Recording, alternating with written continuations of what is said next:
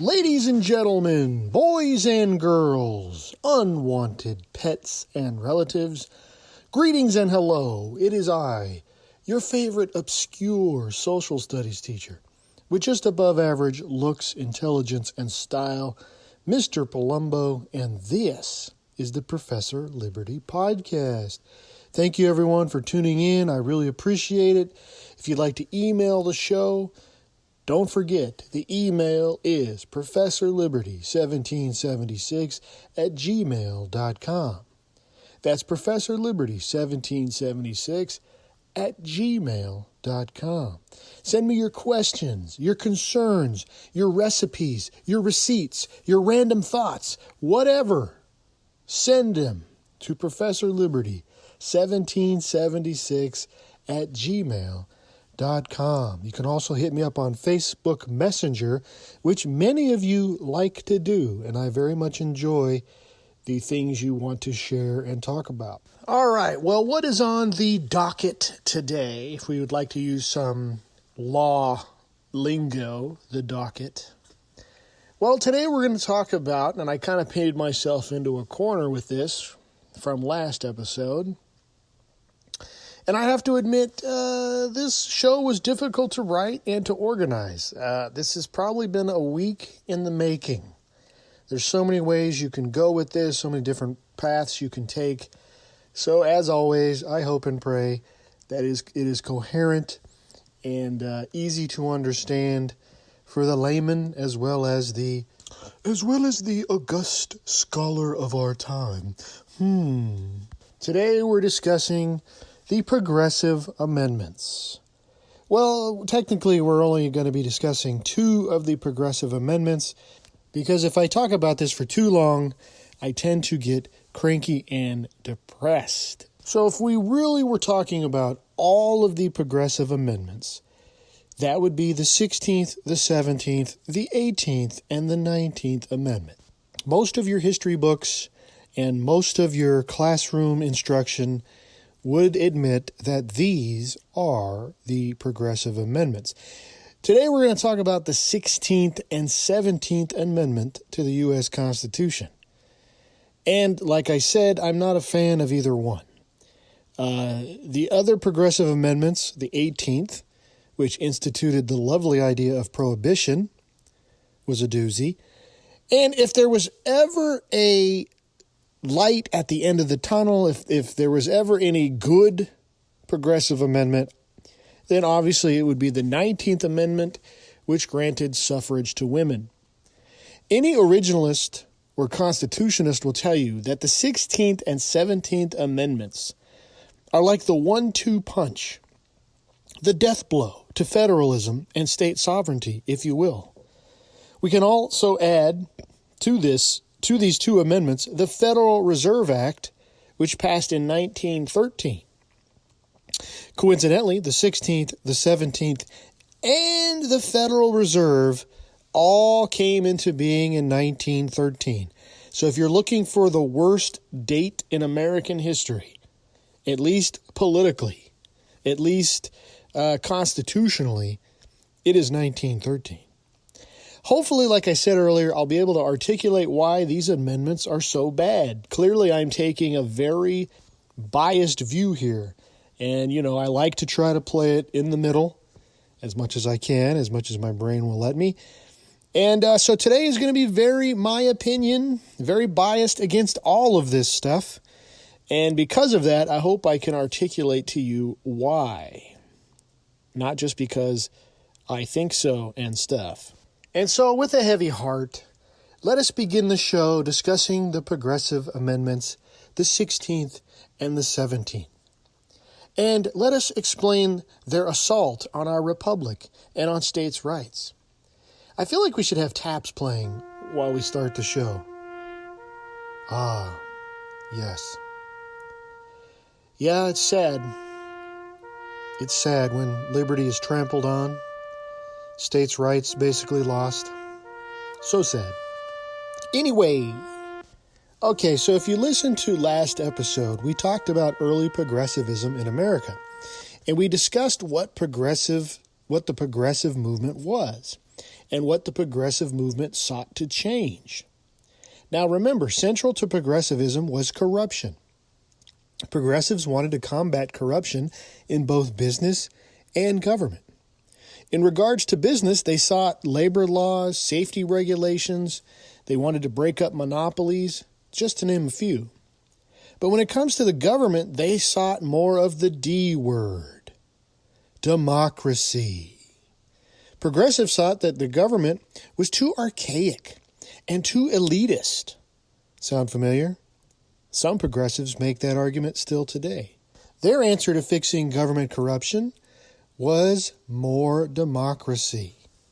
Now, anyone who knows the history of the founding of this country, anyone who has an inkling of the thinking of the founding fathers, knows that this is antithetical to the Constitution. This is antithetical to American founding.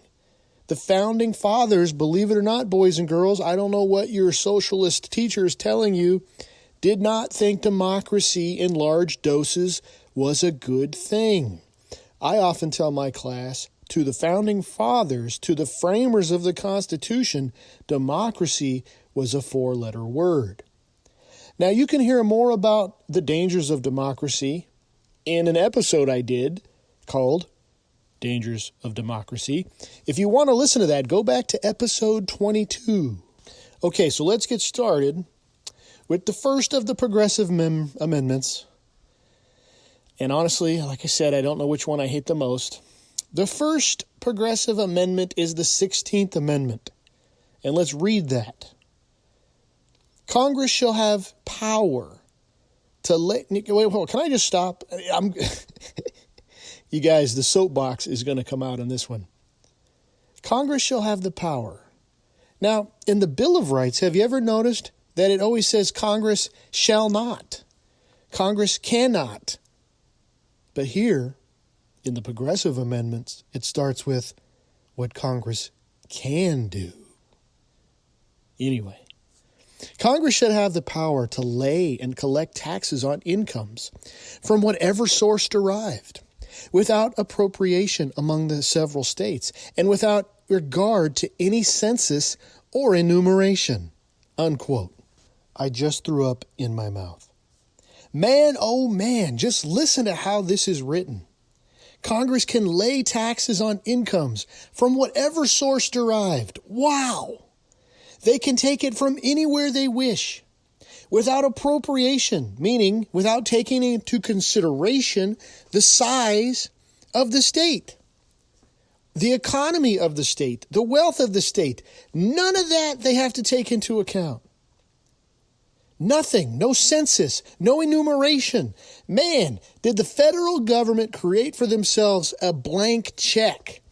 This is like Senator Palpatine in Star Wars Episode 3 when he goes, "Unlimited power."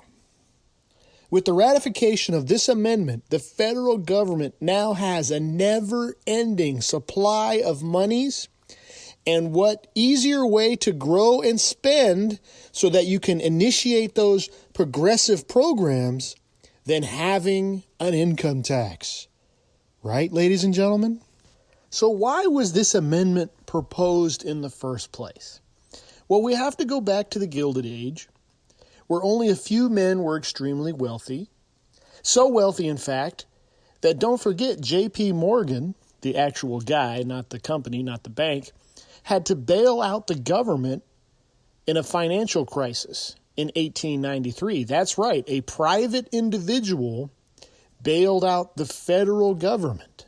Wrap your mind around that.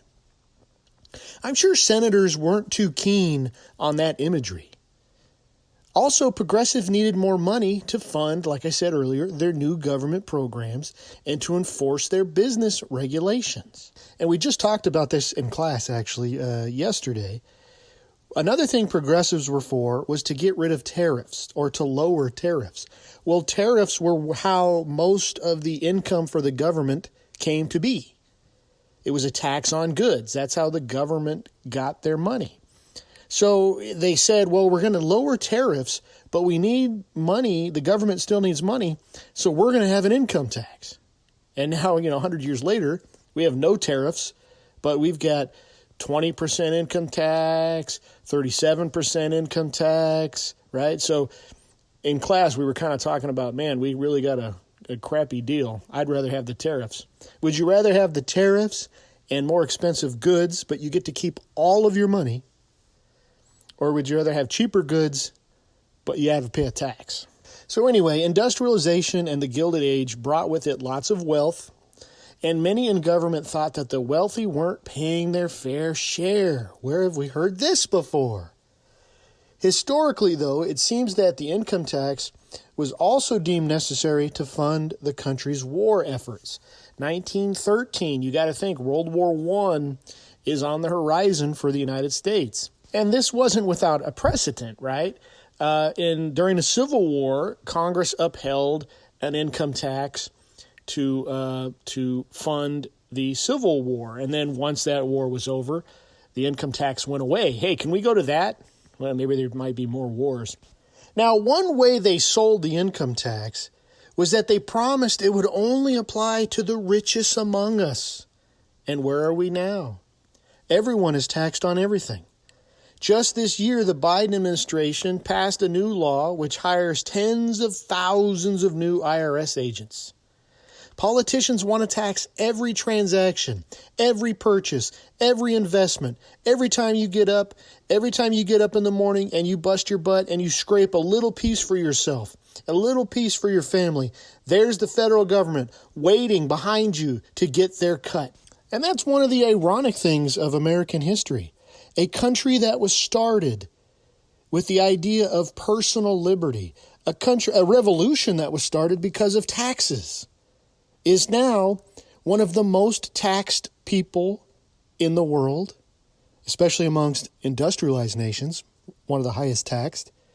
And we have one of the largest governments in the entire world. And those two things are related, which I'll get to in a minute. They're related. The money is what's feeding the beast. Now, if you haven't noticed, I hate taxes. I loathe taxes. I despise taxes. When you hear on the news all of the waste and the fraud the government practices with your money, with my money, it should infuriate you. One of the reasons I put off this podcast was because how much I hate talking about this stuff, because it drives me insane. The libertarians, though they can be a little snobbish and a little obnoxious, but they certainly have this right when they say taxation is theft. Today, the federal government rakes in record numbers in tax revenue, and it's never enough. There's always more funding. There's always more foreign aid. There's always more programs, more wars, more surveillance state, more.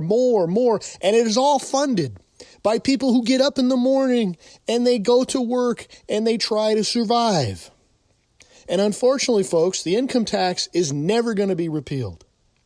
The power and the money and the influence afforded to the feds through the income tax is too good to be true. It's like anabolic steroids to a muscle. It's like heroin to someone who's addicted. This shot that brings euphoria. Through the tax code, politicians can manipulate us.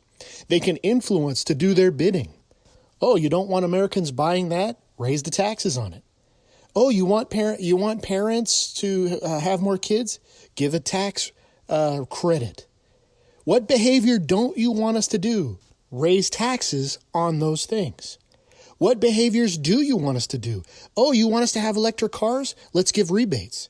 Oh, you want us to have solar panels? Let's give rebates. And you guys know rebates are other people's money. When you get a rebate, when you get a credit, when you've paid X in taxes, but you get X plus how much back, that's somebody else's money, not yours. So the federal income tax, ladies and gentlemen, boys and girls, is here to stay. It's here to stay. It is never going away. And every president will come in and they'll tinker with it and they'll give you a little tax cut or they'll tax increase, but it is never going away. And through the income tax, they're feeding the beast where our government was supposed to be limited It is now huge, and it grows every day. All right, everybody having fun? On to the next amendment. Yay! I want to cry. All right, what about the 17th Amendment? Well, what does that amendment say? The 17th Amendment says, the Senate of the United States, and this is just the first part, okay? So, quote, the Senate of the United States shall be comprised of 2 senators from each state, elected by the people thereof for 6 years, and each senator shall have 1 vote, unquote. The 17th Amendment allows for U.S. senators to be directly elected by the people of the state. Mr. Palumbo, what's the problem with that? I wasn't taking any questions, but thanks for asking. The reason this is a bad thing is because it's a direct result on the states. It's an assault on the states. Okay? Listen carefully. Originally in the Constitution, the citizens, the individuals, the people had a voice in government through the House of Representatives. The states had a direct connection to the federal government through the Senate. So think of it as participation. The states participated in what was going on in the government through the Senate. The House is where people got to vote and people got to have their say in what the government was doing. So how did the 17th Amendment come to be? And I want to add that both of these amendments, like I said, 1913, they both went through, right? 16 and 17. Amending the Constitution takes a long time. So both of these amendments ratified quickly, right? So this is something that I guess either the campaign was good or it's just something they wanted. But how did it come to be? Well, just this week, a gentleman that I'm going to mess up his name's Hans A. von Spakovsky. He wrote, quote, the 17th Amendment was the result of the rise of progressivism, pushed by intellectuals and social reformers who believed that our constitutional system of government was outdated and needed to be reformed.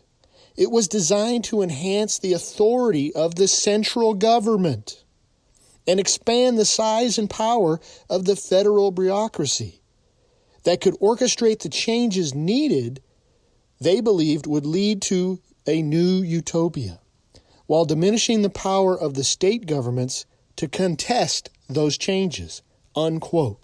The author continues with something in the very next paragraph that is relevant to our discussion, so let me read that as well. He writes, quote, when the 17th Amendment was combined with the 16th Amendment, which gave Congress the power to lay and collect taxes on incomes, in which was ratified earlier the same year, the federal government had the ability to drastically increase its spending power without considering the interests of the states or the effects of the sovereign authority of the states, unquote. Do you remember in our last episode, progressives are social activists. But remember the key that I added to the definition that a lot of textbooks, they don't want to talk about. Progressives are social activists that see the government as a crucial vehicle to bring about the change they seek. Well, this clearly goes against the Constitution as written, so obviously changes had to be made. The 16th Amendment gave the federal government an endless stream of income, bypassing the states. And the 17th allowed for people to choose their senators, bypassing the states. It's safe to say that the states have been written off, disinvited, erased from the map, wiped off the table regarding federal government and federal policy. Mr. Palumbo, what's wrong with the people in that state voting for their own senators? Isn't that democracy, Mr. Palumbo? Isn't democracy good, Mr. Palumbo? What, are you like a fascist? Are you against voting, Mr. Palumbo? The people do get a vote for representation. That's why it's called the House of Representatives. But the state legislatures, who are also selected by the people of that state, they got to choose who the senators would be. That meant that instead of senators worrying about campaigns and votes and pleasing the masses, they were tied. They were bound to the interests of their state, period. Today, money pours in from across the country to influence U.S. state elections. The senators don't care about the states. All they care about is getting votes. Do you think massive programs like Obamacare would have passed if we were still under original construction of the Senate? It barely passed now. They had to do all this rigmarole and all these, parliamentary tricks. Maybe you guys remember the Husker kickback. What was that? The Corn Husker kickback, Iowa. They had to bribe a senator so he would vote for it, right? And no one was caring about the economies of their state, the finances of their state, the demographics of their state. Senators sell out their states all the time because they don't work for the states. They work for the people. They're politicians. All they got to do is convince enough idiots in their state that they're the best guy or gal, and they win. Mark Levin, in his Liberty Amendments, says, quote, more than half of all the states, 27, joined in federal litigation to overturn the Affordable Care Act, aka Obamacare. Yet the law was passed in the Senate by a large majority of 60 votes. So what is he saying here? Levin is pointing out this conundrum. How does litigation put forth by 27 states, which would be 54 senators, that same legislation passes the Senate with 60 votes?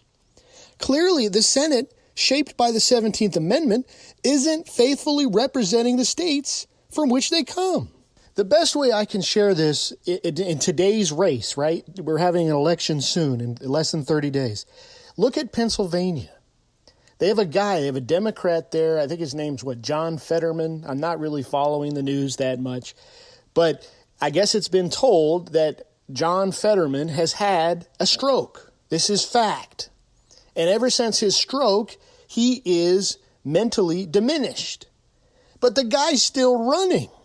Now, do you think if we didn't have the 17th Amendment, that the state legislature would put this guy in the Senate to represent them? No, he's stroked. He's mentally diminished. And yet, because of direct election and democracy, this guy could win. And then Pennsylvania gets a stroked senator. Is that a word, stroked? Let me leave you with this statement from Levin from his Liberty Amendments, a great book if you want to read more about this. He writes, the long silence of the states had begun. The states no longer had a legislative venue or any venue to directly influence the course of the federal government.